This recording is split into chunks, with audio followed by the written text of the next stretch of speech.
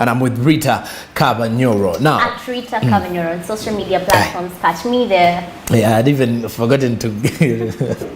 All right, so I've also. Did you know are you in the know of my social media handles? Absolutely no. Is it a no? Yes. It's. I know the handle, the Rita Cavagnoro, one, because I do follow, so definitely have to know. Okay, not knowing the details in there. And I'm SSONKO on Twitter, Facebook, and Instagram as well.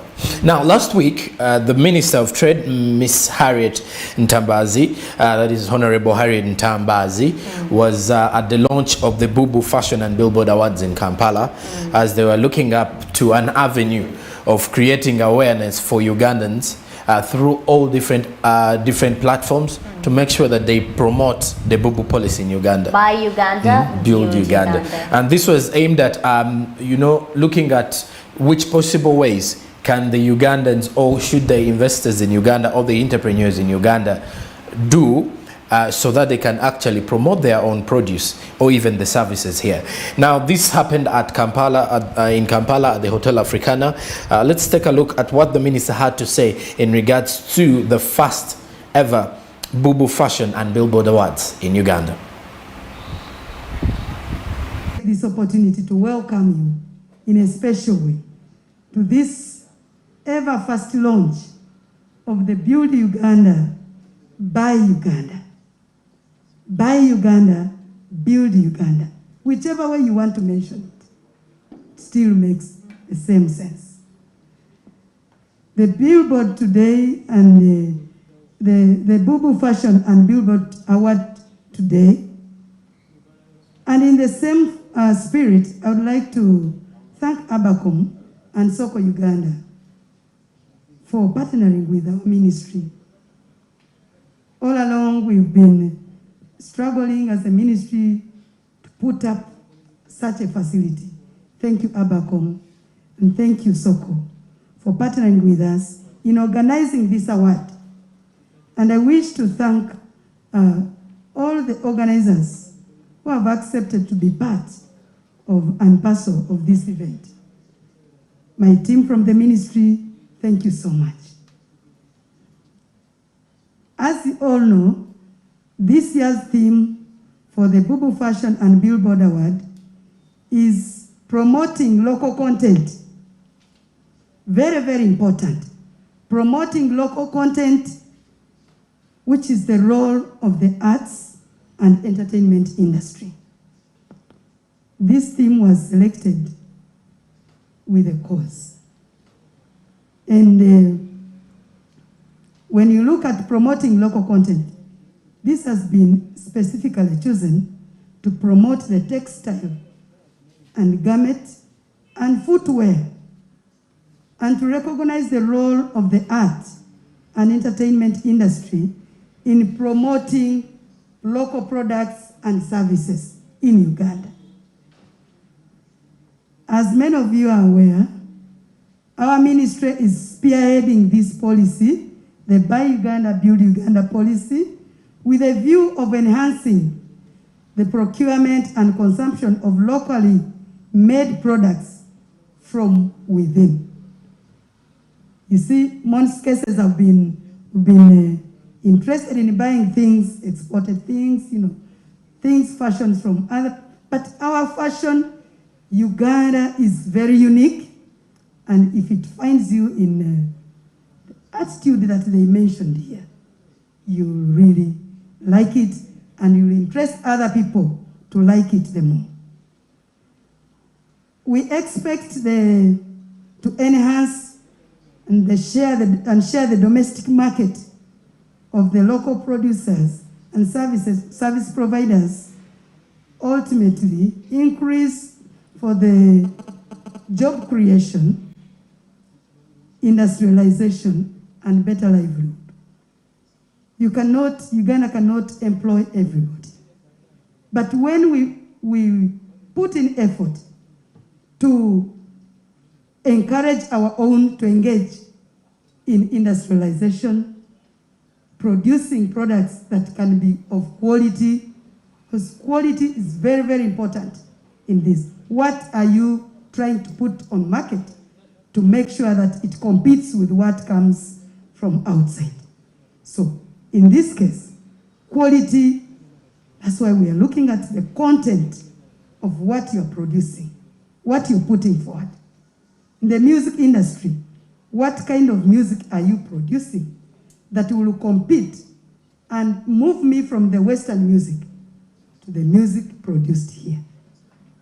What kind of footwear are you putting in place to move me from a shoe made from US?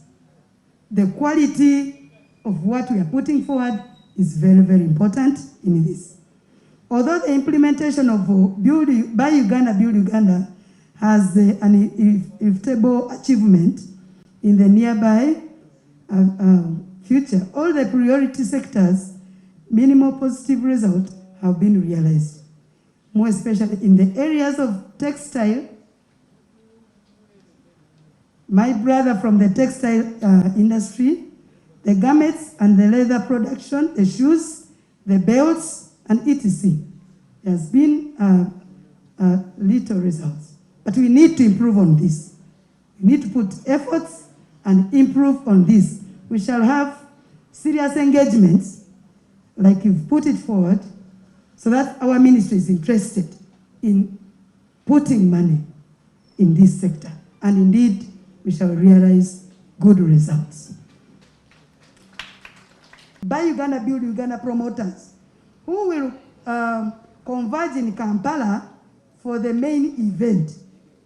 Those ones will be in Kampala, preparing, organizing the main event. We shall have networks. The network by different stakeholders in the manufacturing sector, in the fashion sector, in the arts and entertainment industry. That one we shall network. And then we shall launch the online selling platforms. We shall launch them. Those ones that are here and others which are coming up. We shall have to launch them, more especially the SSONKO Uganda. In each region, we shall have an extension of SSONKO Uganda. We shall also launch the theme song, Buy Uganda, Build Uganda. If we had time, we would have organized the competition like General Saleh did it. I always admire him under wealth creation, Operation Wealth Creation. He organized, you remember, Kadongo Kamu, to sing and pick up the best song of wealth creation. If we had time, we would organize this one so that all the artists come, the Kadongo Kamu come, all the musicians, those you think can do better, and we pick up the best song for our Buy Uganda, Build Uganda. We shall sensitize participants about initiatives and policies that govern the entertainment industry, like the copyright. There is that challenge of copyright. Some artists in the villages and everywhere come up just because they have heard Halima Namakula singing this song in this rhythm, in this fashion. He will also do the same, only change the words. But because there is no copyright, we must sensitize them. We must sensitize them because this is what makes you as a company or as a person. That is what brands you. So if everybody comes and picks it and takes it away, then you've lost the brand. So copyright in this is very, very important, and we shall sensitize people, more especially on this policy, more especially at the Buy Uganda, Build Uganda policy, and we shall enlighten participation and the general public about benefits of this event, because many of the Ugandans have not yet known what we are about, what we are talking about, and how Minister of Trade is getting into music, how Minister of Trade is getting into drama, into comedy. But this is one of the ways of communicating and promoting our own All right, that is the State Minister for Trade, Honorable Harriet Ntambazi, at the launch of the Bubu Fashion and Billboard Awards in Kampala last week at the Kampala Serena Hotel. And they're actually it's a very aiming. good thing, actually, promoting Bubu. It's okay, like everyone would want actually my product that I'm making, if I'm making shoes, if I'm making my own bags, if I'm weaving my own head chefs, I need like promotion and I need support and market. More so from the people here. But the logic here is the implementation, or how I can actually tap into that opportunity, especially if I'm from, maybe we have people where actually this information is not reaching. Take an example. We have people in villages who are making crafts. We have people in villages who are weaving, but they are not even able to listen to that minister speaking. They don't know even about Buy Uganda, Build Uganda. But this is the same market where actually people will again drive to. How can this information get to reach these people? What are you advocating for in this particular one? How can the government make sure which passages or usages can the government take upon themselves to reach this information to Chankuta village? Well, what the government is actually aiming at in this particular Fashion and Billboard Award is, first they looked at, because we are mentioning given the awards here. Now, according to government, it is opening up the platform. That is according to the Minister of Trade, State Minister for Trade, that they are opening up a platform where they're going to encourage the people in the entertainment to engage communities, because to them the artists and those in the entertainment have a very huge following from some people in the villages, also knowing at least one artist or maybe an artist from a village setting. So they will use those particular people to come up. If you're an artist or a singer, you compose a song praising something made from Uganda. Then from that, they will have a vetting process. You compose a song about Ugandan beauty. Ugandan products and services to promote the Buy Uganda, Build Uganda. So in this way, it is helping everyone get to know about it. And also these awards are looking onto supporting the local creators in Uganda. So if at all you have your business and you're growing up, maybe your crafts in the village there. So at the village setting where the government will have to find out that there's someone who does this. So they'll also have a vetting process to see who is the best in this particular craft. But still, they need to involve local authorities. When it comes to that, because they are over considering those in the town. How will, yes, otherwise, how is the musician going to sing about my product?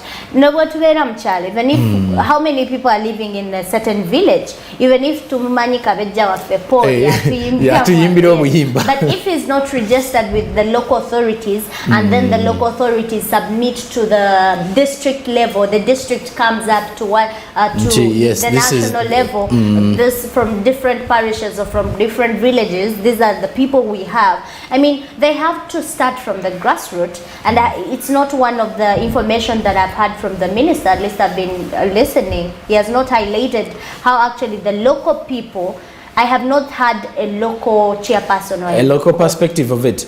Okay, the only it does. The way they are going to do it. It does make a lot of sense, because if you're to tap into the Buy Uganda, Build Uganda, we should also look at, like you said, there is someone out there who's dealing in crafts at a village setting, and we have someone who's doing maybe more so the crafts, or someone doing some other business in the village there, and they need uplifting as well. So I think the government, or what the Minister of Trade did not clearly clarify or throw a hint on, was how they're going to tap into. They're going to use to tap to those people. And I appreciate also for the fact that the government, through the Ministry of ICT and Technology, is coming out to support ICT and technology, communication and technology. Communication and technology. Yes, because ICT is communication technology. Still the creators, still in entertainment, because one of our televisions in the country actually is promoting, is it UG UG Connect, and one of the sponsors is the Ministry of ICT. So you see the government role, how it is tapping into exposures and creators in the country is really promising. It is promising. Because at least I was also happy. I saw one of my village singer performing at UG Tukole, so which is very promising. So we want to see the same energy in Buy Uganda, Build Uganda from the Ministry of Trade. More so with these awards that are coming up. Fashion, they even have the Bubu Fashion and Billboard Awards, and in most cases the fashion part of it is targeting those in the textile industry. Remember now they're trying to build a fashion, maybe to lift the textile industry, where we have even our people, the tailors, coming up on top. To actually also do something for themselves and also promote what they do in terms of clothes. We've seen masks, we've seen Nightil in Ginger there, so you could definitely tell that they want to also tap into that aspect of textile and avoid over importation of clothes from other countries. Okay, and what do we have next? Now, meanwhile, on that particular issue of the textile industries and how the Minister for Trade is trying to promote Buy Uganda, Build Uganda policy, the Uganda Tailors Association had something to say regarding the Bubu policy in Uganda. And here we do have Mr. Philip Sechimpika Kembo, the chairperson, Uganda Tailors Association, an association that brings together all the tailors. I, for one, didn't even know it has been here for quite some time. And we're going to have a look at this particular footage here where the chairperson, Uganda Tailors Association, had his claims or had his issues with the government regarding the Bubu policy. Take a look. Sechimpika Kembo, the national chairman of Uganda Tailors Association. The association started way back 2012, and we have been in existence almost 9 years. And actually, we thank God that members have get more interest to see that they join the association. In the association, we have over 10,000 members across the country. And where we are, we have head offices of Uganda Tailors Association is located at Imperere, Chianja, Tura Road, Kawempe Division. Uganda Tailors Association is intending to mobilize tailors across Uganda, also to help the government collecting the database for the tailors. Also, what you are looking at is to change the attitude which is already in the tailors that have been called dropouts. A dropout, it's not really, it's a funny word, but what I'm looking at is a good professional which members selected or choose. Because a tailoring is a professional like other professionals. So I'm also a tailor who is experienced now over 20 years in this sector. I'm an interior designer. But where we are trying to say that the tailoring sector becoming more powerful. Well, economically we are powerful indirectly. And also, the tailors know each other because COVID brought something wrong that we do not meet as we used to do. But where we are, we have all those programs in our organization or meeting.